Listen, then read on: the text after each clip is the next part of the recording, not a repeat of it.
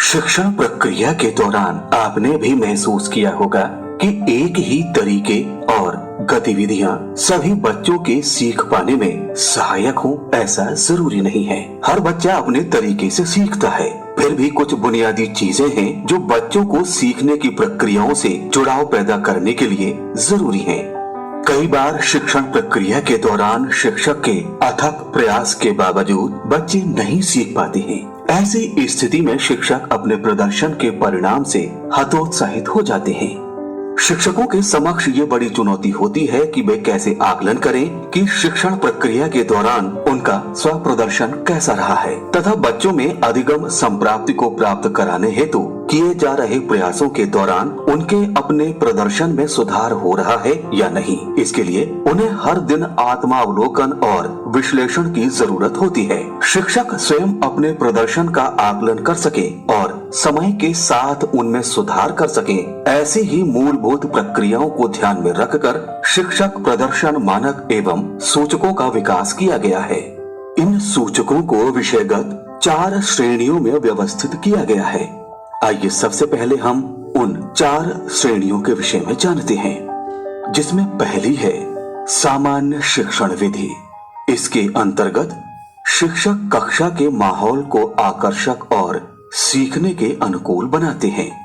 बच्चों को शैक्षिक गतिविधियों के द्वारा सक्रिय रखते हुए उनका सीखना सुनिश्चित करते हैं और शिक्षण के दौरान बच्चों को सकारात्मक प्रतिपुष्टि देते हुए प्रोत्साहित भी करते हैं। दूसरा सूचक है भाषा शिक्षण। इसके अंतर्गत शिक्षक बच्चों को मौखिक भाषा में अभिव्यक्ति के अवसर प्रदान करते हुए विभिन्न मानसिक और भाषाई क्रियाओं के सहारे उनके पठन क्षमता बढ़ाने का प्रयास करते हैं। इसी क्रम में तीसरा सूचक है गणित शिक्षण, जिसके अंतर्गत शिक्षक स्थानीय उपलब्ध संसाधनों, ठोस एवं मूर्त वस्तुओं का कक्षा शिक्षण में उपयोग करते हैं, जिससे शिक्षक बच्चों में गणितीय अवधारणाओं का दैनिक जीवन में संबंध स्पष्ट कराने में भी सफल होते हैं। और चौथा तथा अंतिम सूचक है परिवेशीय अध्ययन शिक्षण, जिसके अंतर्गत बच्चों को परिवेश से जोड़ते हुए अवलोकन द्वारा जानकारी प्राप्त करने के लिए प्रोत्साहित करते हैं। इन विषयगत श्रेणियों में प्रदर्शन के आधार पर सूचक के 4 स्तर होते हैं, जिन्हें अंग्रेजी वर्णमाला के अक्षरों A, B, C तथा D के द्वारा समझाया गया है, जिसमें पहला सूचक स्तर है A। इस सूचक स्तर में सभी बच्चे सक्रिय होते हैं। शिक्षक से बेझिझक प्रश्न करते हुए प्रत्येक घटना या समस्या के मूल कारण जानने की कोशिश करते हैं। सभी बच्चे कक्षा कार्य, अभ्यास कार्य, समूह कार्य करने में रुचि लेते हैं और अपना गृह कार्य भी पूर्ण करते हैं। दूसरा सूचक स्तर है B।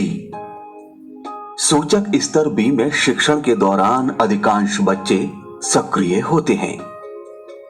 शिक्षक से बेझिझक प्रश्न करते हुए प्रत्येक घटना या समस्या के मूल कारण जानने की कोशिश करते हैं।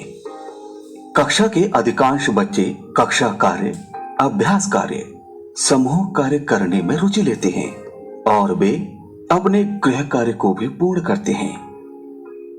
इसी क्रम में तीसरा सूचक स्तर है C। सूचक स्तर C में कुछ ही बच्चे सक्रिय होते हैं। केवल वे ही शिक्षक से बेझिझक प्रश्न करते हुए प्रत्येक घटना या समस्या के मूल कारण जानने की कोशिश करते हैं। शिक्षण के दौरान कुछ ही बच्चे कक्षा कार्य, अभ्यास कार्य, समूह कार्य करने में रुचि लेते हैं और अपने गृह कार्य को पूर्ण करते हैं। और चौथा तथा अंतिम सूचक स्तर है D। सूचक स्तर D में प्रायः शिक्षक द्वारा अवसर नहीं दिए जाने से बच्चों को उपयुक्त वातावरण नहीं मिलता है। शिक्षक अपने कक्षा शिक्षण और बच्चों से हुई बातचीत के आकलन के आधार पर सूचक के स्तर D, C, B या A पर टिक करते हुए वर्तमान स्थिति में सुधार के लिए योजना बनाते हुए आगे बढ़ते हैं। B अपेक्षित स्तर है, फिर भी लक्ष्य हर सूचक में A स्तर तक पहुंचना होता है।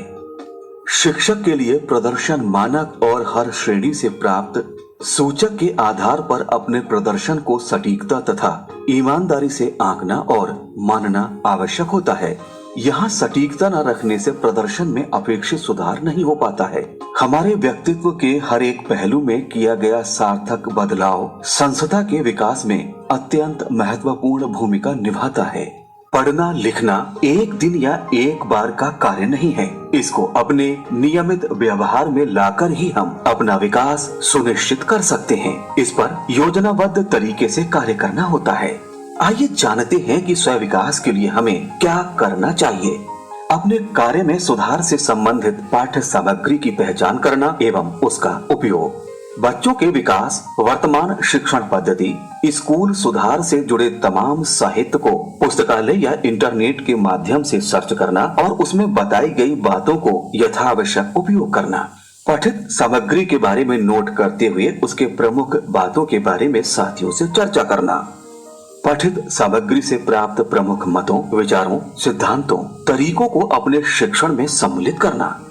अपने कार्य क्षेत्र से संबंधित सेमिनार, वेबिनार इत्यादि में प्रतिभाग करना तथा वहां से प्राप्त ज्ञान का यथावश्यक उपयोग करना। शिक्षक डायरी में प्रतिदिन अपनी शिक्षण योजना और शिक्षण कार्य के अनुभवों को स्वयं आकलन करते हुए सुधार की दिशा में संभावनाएं अंकित करना।